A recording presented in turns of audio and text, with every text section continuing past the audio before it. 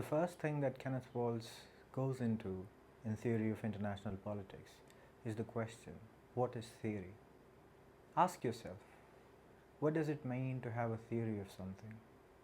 It is a simple explanation, because reality is too complicated to take everything into account. And in theories, we have relationships between things and factors that we consider important. And these relationships can be formulated into law-like statements. In natural sciences, it is easy to come up with universally applicable and valid law-like statements. But Kenneth Waltz says that is not so the case with the social sciences. What do we do then? We can inquire deeply into the subject, which for him is the nature of the international system. And the thing that he finds at the heart of international system is its anarchical nature. We have already talked about anarchy. There is nobody to appeal to above the sovereign states. And when there is nobody to appeal to, the conclusion that states draw is that they are dependent on themselves. Which brings us to the second point, self-help. All states in the international system must help themselves. They must secure themselves, and it is in pursuit of that security that they build military and economic power. But what about this power?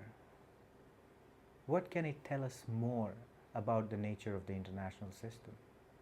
And here Kenneth Waltz comes up with the concept of polarity. How is power diffused between the members of the international system?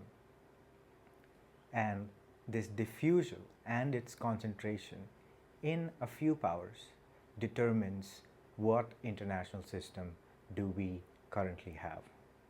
In his time, because he was writing during the Cold War, power was concentrated primarily into two economic and military blocs, the Soviet Union and the Communist bloc, and the United States and its alliance with countries in Western Europe as well as in Asia.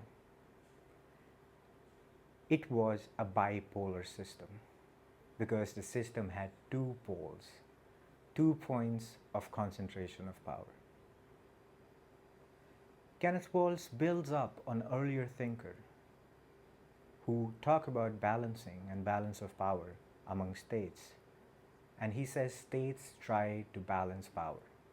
They pursue military power to arrive at some sense or notion of security.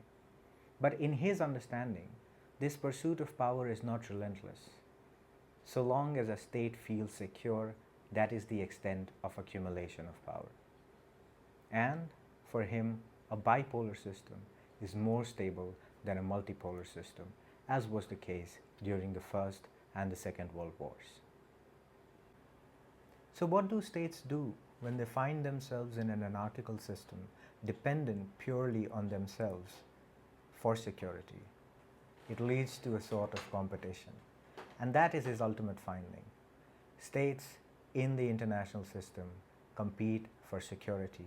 Pursuit of economic and military power is for the ends of security. These are all means, not an ends in themselves. But he goes much beyond that. What he says primarily is this: the nature of war can be traced back to the anarchical nature of the international system. And that actually is the end of theory. Beyond that point, we cannot speak of anything like theory in international politics. All we have thenceforth is analysis. And the difference between theory and analysis is theory generalizes. It wants to come up with one elegant, simple explanation that suits every case. But every case is different. And that's what he says. Beyond this anarchical nature, we cannot really much add to theoretization in international relations. And that's where the dominant paradigm in international relations is stuck. Some would argue that it has not made considerable progress despite the abundance of literature that fills up journals all over the world.